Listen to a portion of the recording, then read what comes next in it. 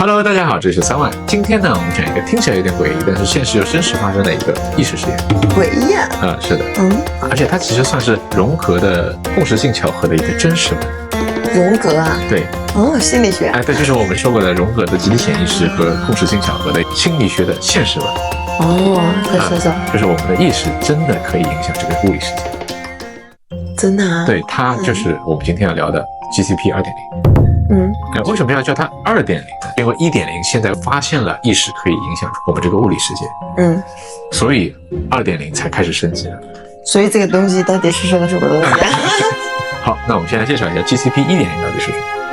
GCP 1.0啊，它在1969年的时候，有一个物理学家在美国当时的波音实验室里面造出了人类第一台量子随机发射器。发射器啊？对，它会随到哪里去啊？它就是随机生成200位临时的那种随机数字，而且它是真的完全随机，不像我们电脑里面的那种随机数，它是有固定算法，它那种量子随机数是完全随机的。然后它把这些机器啊埋在了全球的很多范围，包括日本、美国、欧洲、印度，包括波兰，对，它埋起来，对，全部都埋起来。为什么？他们当时一开始的目的不是为了去监测我们人类的意识，其实是为了观测我们地球上的磁场会不会影响这个量子发射器。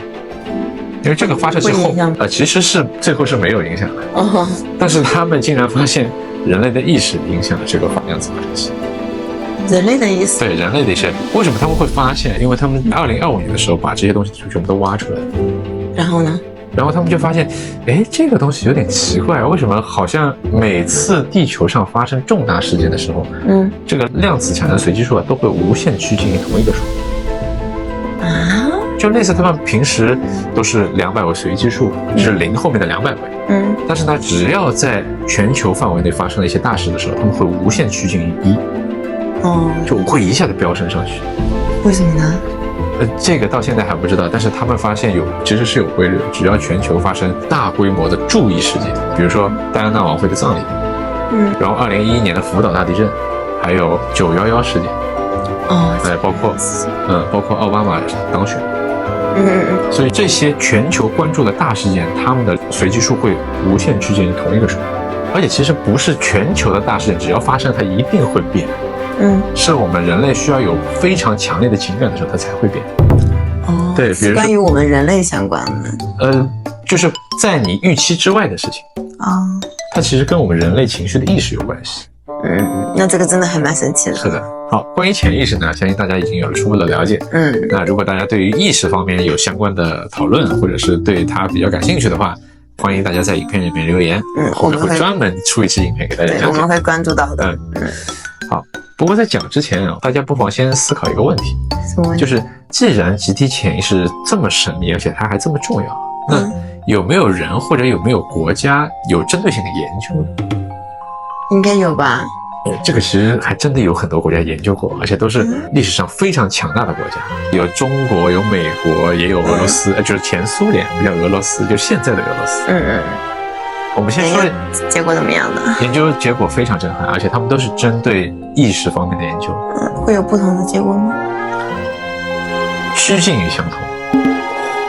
那这个各自人类。对，趋近，而且趋近于我们今天刚才开篇的意识影响物理世界。不过每个国家叫法不太一样，美国那边叫爻式，然后中国这边呢叫气功。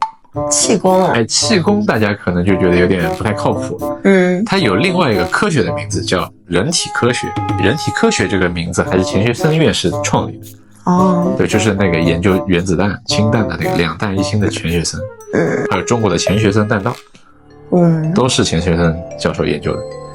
所以这么厉害的一个科学家，他都认为人体里面还有很多秘密，所以他在1980年还专门创立了人体科学。不过为什么在90年的气功或者是特异功能在民间疯狂传播呢？其实这个也跟钱学森教授的人体科学有关系，这个我们放到最后。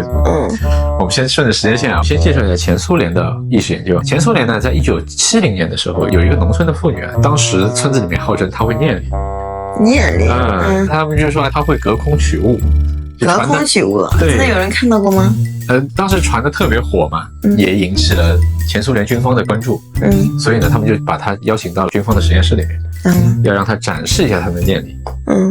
结果这个妇女啊，她就盯着一个动物的心脏，盯了3分钟，动物的心脏停止了，停止了，对，就不跳了。对，她用念力把这个动物的心脏停止了，而且这个其实是真实的军方透露出来的一些影片。然后这个时候呢，刚好在苏联冷战的时候，所以美国军方的间谍把这份影像偷出来了。这份情报就透露到了五角大楼，他们就说：“哎呀，不对呀，苏联军方到底在干什么呀？”而且苏联军方啊，他们每年会投下6000亿卢布，专门去研究意识对于现实的操控。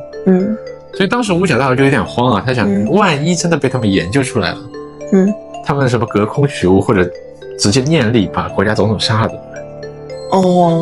而且他们当时在苏联冷战，他们在做军备竞赛嘛，在军事上他们其实都在各自研发各自的导弹，然后呢，他们就成立了一个专门的情报组织，花了2200万，或者说科学研究组织嘛，就是由斯坦福大学建造的一个独立实验室，开始专攻意识方面的研究，然后当时呢，在1974年的时候，真的被他们研究出来了，他们有一个成员叫 Pat Price，他们当时就找这个人，说。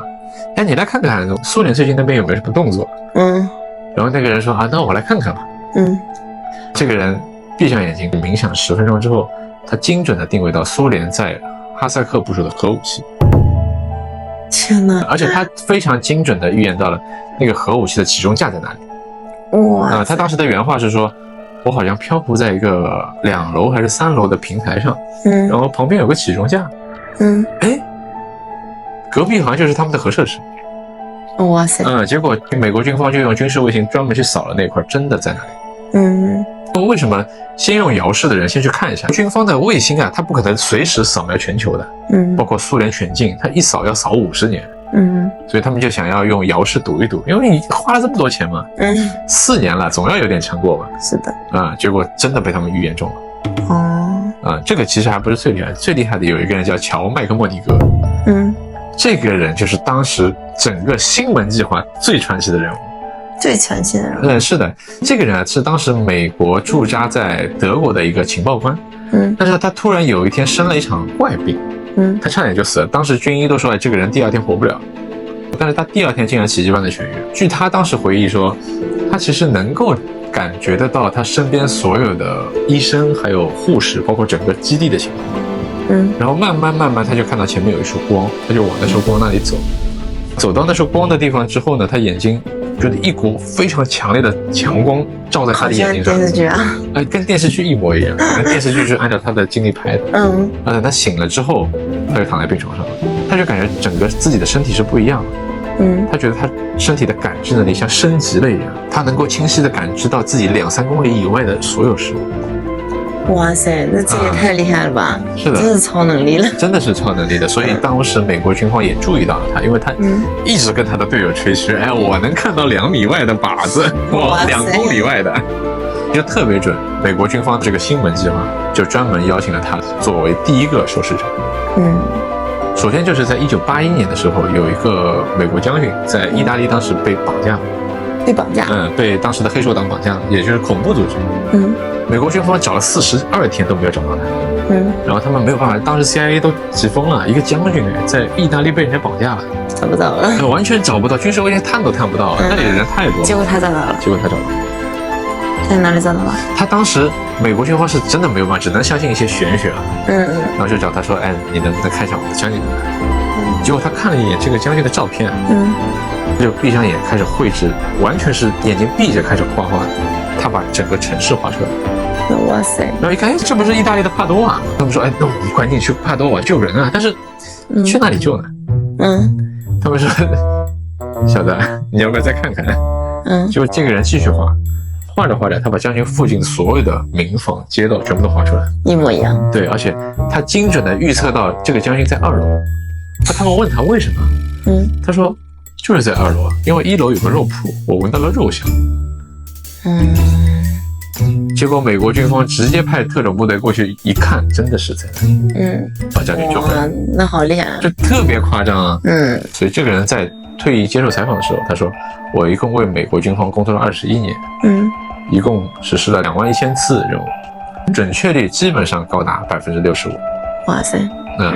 不过有一个数据他自己不太好意思说，就是准确率是对了，或者是说命中率是对的，但是它准确精度不够。精度不够？对，我还专门去。精度是什么东西？精度就比如说你今天出去买菜，你要去买一些水果，挑的不精是吧？对，你说你买了点西瓜，结果他说你买了串葡萄回来。啊哈，或者你买了肉回来，他只是说对了你出去这件事情，但是没有说清楚你要去干什么，你做了什么，他很难精准的预测，只有那2件比较出名的，所以在他整个生涯里面，他的精准度基本上在35%到98%，就是他的差距很高，区间很高，对，要不就特别准，要不就基本上不准，所以这个事情也是他整个职业生涯里面被人诟病的一个，不过已经比我们普通人好很多。对呀，这个事情到1995年的时候，美国军方因为苏联冷战结束了嘛，他们就想说项目到底还有没有继续的必要，就把所有的数据全部都看了一遍，他们觉得这个项目没有特别大的意义，因为确实遥视是准了，我知道你在干嘛，但是你的准确率太低了，是的，很难具备独立行动的可能，而且生涯起伏很大，对，而且波动特别大，我怎么能相信你的？但是偶尔对一次，那作为辅助项目，但是花费的军费太高了，我为什么要花这些军费去研究玄学呢？对，我宁愿花这些经费去研究导弹。不过当时冷战都结束了，不需要研究导弹了，就已经很好了。对 ，CIA 就宣布关停这个计划。我当时负责星门计划的这个负责人他也说，我已经对外把所有的数据全部销毁了。不过既然销毁了，那为什么今天我们还会在这里谈论这件事情？因为就在去年，这个负责人说，他只是当年偷偷备份了一本。天哪，他自己偷偷备份。是的，然后他无偿捐赠给了一个美国的公开研究机构，这个机构叫不可能档案。不可能。对，这个机构在2014年成立的，里面收纳了这个世界上所有不可能发生，但是又真实发生在我们这个世界的事情。就有很多公开的事情也在里面。其实就是公开的事情，让大家看一看，图个乐子。就放进去，所有人都可以去看。所有人都可以去看，现在还放在美国的博物馆里。天哪！所以我也是在网上看到了之后，发现原来当年有这种事情。天哪！是的，感谢他让我们知道。对，观众朋友们如果感兴趣的话，也可以去网上翻阅这些资料啊。好，说完美国我们就回到最开始的主题，为什么90年代气功会突然这么火呢？就是因为钱学森院士在1980年之后开创了一门独立的科学，叫做人体科学。人体科学，对，他认为我们人体是一个挖不完的宝藏，应该有，对，应该有的，应该有我们未知的力量还能够探索。当时的钱学森院士在1990年的时候公开了很多关于人体科学实验的资料，包括一些现象都是意识影响了物理世界的案例。所以当时民间科学都特别火啦，说我会特异功能，我会气功。不过由于时间的关系我们今天就不单独在这里展开讲，因为这也是一个非常庞大的体系。好。而且今天我们其实也主要介绍的是意识跟我们这个世界的关联。对。好，所以关于意识其实我们人类已经解开了很多的谜题，包括我们上一期有讲到梦境。对。其实也是关于意识的一部分。是。不过也确实有关于人类的意识还没有被揭开的很多。那肯定。我感觉很难全部被揭开吧。是的，所以如果大家对于意识相关的话题也感兴趣的话，我们也可以出更多关于意识的影片。可以。好了，今天的影片就到这里。您的观看对我们真的很重要。如果您喜欢我们的话，记得订阅哦。订阅哦。拜拜。